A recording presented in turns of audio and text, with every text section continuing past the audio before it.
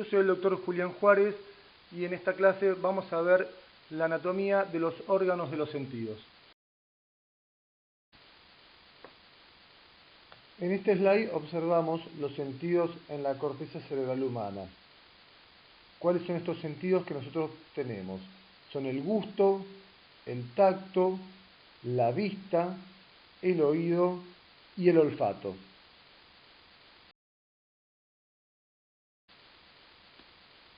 Vamos a comenzar por la anatomía de la visión, que obviamente lo compone la anatomía del globo ocular. Vamos a ver las capas más externas, comenzando hacia arriba, en un color claro, vemos la esclerótica, por debajo de la esclerótica vemos la coroides, inmediatamente y en color verde vemos la retina, y por debajo de la retina tenemos la cavidad vítrea, que está rellena del humor vítreo. Hacia posterior, la inervación del ojo está comprendida por el nervio óptico. Yendo hacia la derecha y hacia adelante, tenemos el plexo venoso de la esclerótica, la apófisis del iris, la córnea, el iris, la pupila, que la pupila es lo que tenemos en el centro del ojo de color negro. Vemos la cavidad anterior que está rellena del humor acuoso, la porción posterior de la cavidad anterior, el músculo ciliar y el cristalino. Algo para comentarles. En esta diapositiva vamos a ver las cubiertas del globo ocular. Observen ustedes, estas son todas obviamente de estructuras importantes, pero veamos las que están subrayadas en color rojo, que es la conjuntiva.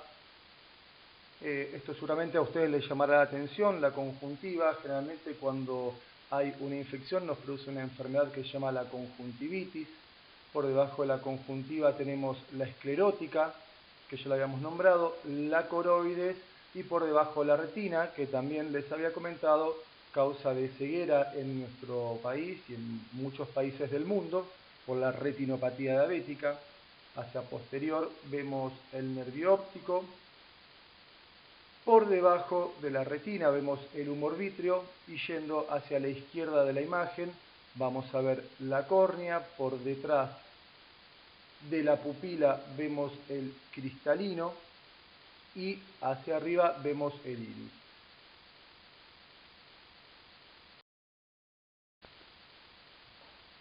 Vamos a ver cuáles son los músculos del globo ocular, los anexos del globo ocular y la vía óptica.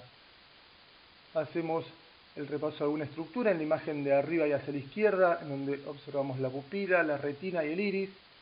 Ya comenzamos a nombrar algunos músculos, como el que están viendo ustedes, que son los músculos oblicuos y los músculos rectos. Por detrás, el nervio óptico. En la imagen de arriba y hacia la derecha vamos a observar nuevamente al músculo oblicuo superior, al músculo recto superior, al recto lateral, recto medial, recto inferior y el oblicuo inferior. Estos músculos son los que a nosotros nos permite mover el ojo en distintos sentidos, hacia arriba, hacia abajo, hacia ambos lados y en forma oblicua. Yendo la imagen de abajo y hacia la izquierda, vamos a ver los anexos del globo ocular, que son la ceja, las glándulas lacrimales, el globo ocular, las pestañas. Hacia la derecha vemos y hacia arriba el párpado superior, el iris, que es el color que nosotros tenemos de los ojos, la pupila, que siempre es negra, salvo que tenga alguna enfermedad, que en algunos casos puede estar la pupila opacada o de color blanco, el párpado inferior, y lo que vemos en azul es el conducto lacrimal. La vía óptica, y viendo de la izquierda hacia la derecha, vamos a ver el globo ocular, la papila, el nervio óptico, el quiasma óptico, la cintilla óptica. La anatomía de la audición. Para describir, consideramos que tiene tres porciones. La primera es el oído externo, la segunda es el oído medio y la tercera, o la más interna, es el oído interno. Vamos a ver en la imagen de arriba y hacia la derecha, vemos la hélice, el pliegue antihelical, la antihélice, el conducto auditivo externo, por donde comenzamos a captar los sonidos, y hacia distal y a finalizar la oreja, el lóbulo de la oreja. Siguiendo desde abajo y hacia arriba con las referencias, el antitrago, el trago, la excrescencia cutánea preauricular y el orificio cutáneo preauricular. El límite entre el oído externo y el oído medio es el tímpano, es una membrana. Vamos a hablar del oído medio, que está compuesto por el martillo, el yunque, el lenticular y el estribo.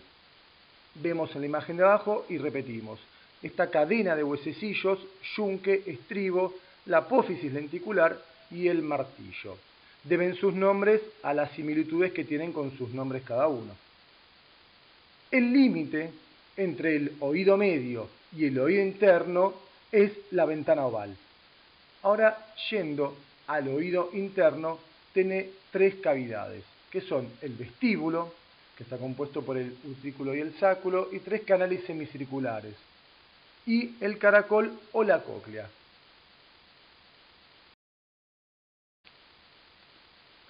Vamos a repasar las estructuras del oído externo, el oído medio y el oído interno.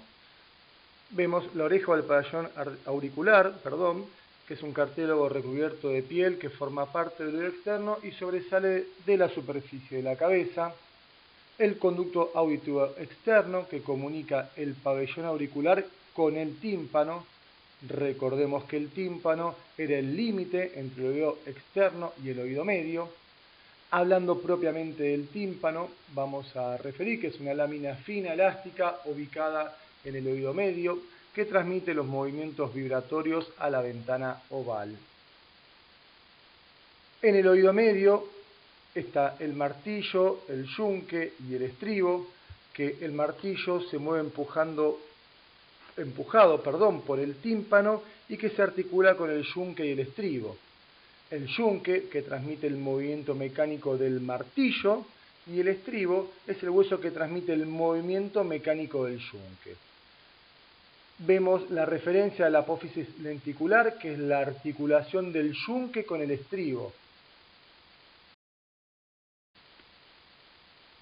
La olfacción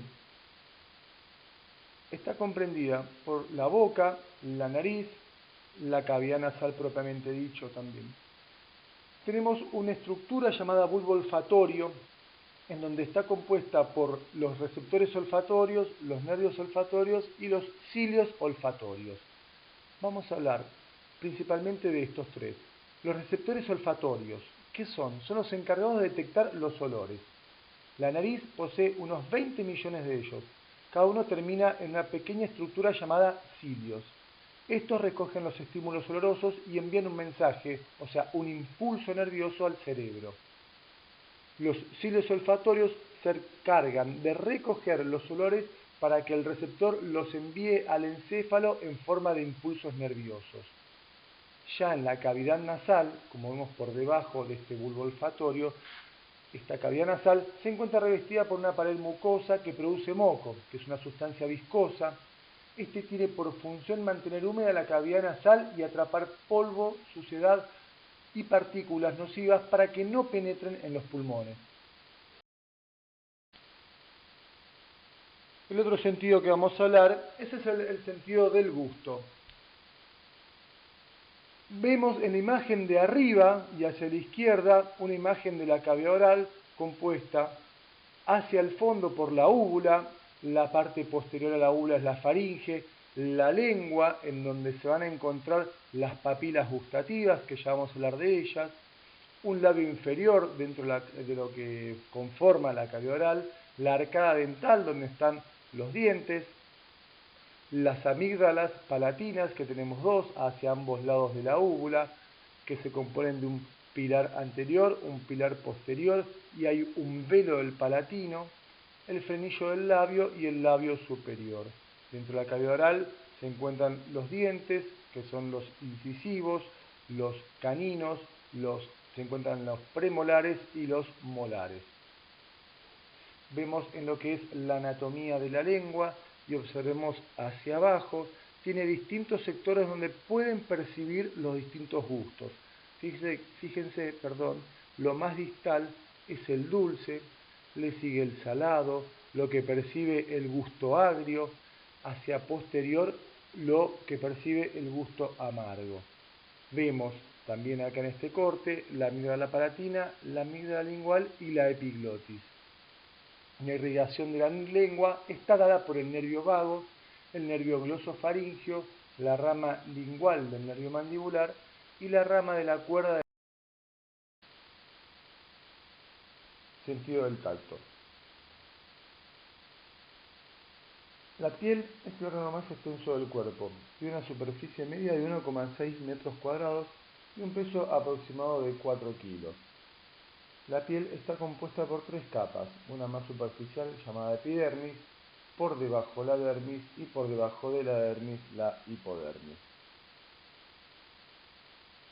En la epidermis, que es la capa más superficial, vamos a encontrar 4 tipos de células.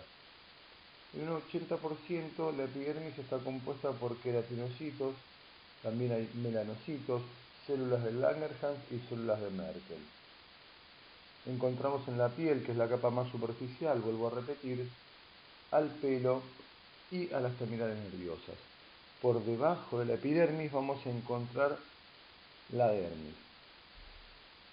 La dermis es un tejido fibroelástico formado por una red de colágeno y fibras elásticas.